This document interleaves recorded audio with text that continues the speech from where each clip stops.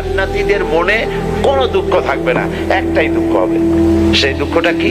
সেই দুঃখটা হবে জান্নাতীরা মনে মনে চিন্তা করবে, আরে অমুক সময় খামোকা বসেছিলাম, তখন যদি আল্লাহর জিকির করতাম তাহলে জান্নাতে আরো নিয়ামত পাইতাম। এরকম আমাদের জীবনে আছে। গাড়ির মধ্যে বসে আছে, আজেবাজে চিন্তা করতেছি। বাড়িতে বসে আছি, লোকজন কাছে নাই, আজেবাজে চিন্তা করতেছি, গল্প করতেছি। গাড়িতে বসে আছি, গাড়ি চালাচ্ছি, ততক্ষণ যদি সুবহানাল্লাহ বিহামদি সুবহানাল আযীম সুর করে সুন্দর করে যদি পড়তে থাকি, তেলাওয়াত যদি করতে থাকি, সওয়াব হতে থাকবে। আর এগুলি আমলনামা ভারী হবে কিয়ামতের দিন। জান্নাতের অনেক নিয়ামতের ভাগী হওয়া যাবে। নেকি বেশি করে কামাই করা দরকার, যেহেতু কিয়ামতে পাউন্ড চলবে না, ডলার চলবে না, রিয়াল চলবে না, কিয়ামতে শুধু নেকির দরকার।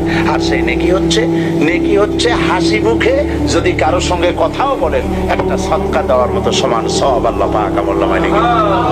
ভালো ভালো আসুন, ভালো ভালো কাজ করি। আমার সময় শেষ বলা হয়েছে, তো আমরা যেন ভালো ভালো কাজ করতে পারি, ভালো পথে চলতে পারি, ভালো কথা বলতে পারি, ভালো চিন্তা করতে পারি। কারণ আমার কথা, আমার কাজ, আমার চিন্তা।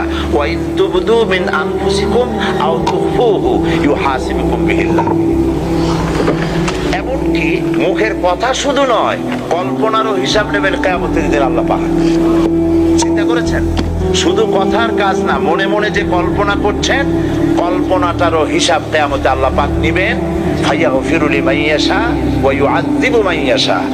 এই হিসাব নেওয়ার পর আল্লাহ পাক যাকে খুশি মাফ করে দিবেন, যাকে খুশি শাস্তি প্রদান করবেন। ইন্নাল্লাহা আলা কুল্লি শাইইন কাদির। আল্লাহ সমস্ত জিনিসের উপরে ক্ষমতা রাখেন, কুদরত রাখেন। বিশ্বাস ভিত্তিক, পরকালের ভীতি ভিত্তিক, জবাবদেহিমূলক জীবন যাপনের তৌফিক আমাকে, আমার ভাইদেরকে, আমাদের অধীনস্থ সকলকে আল্লাহ পাক এটাকে এই ধরনের জীবন যাপনের তৌফিক দান করুন।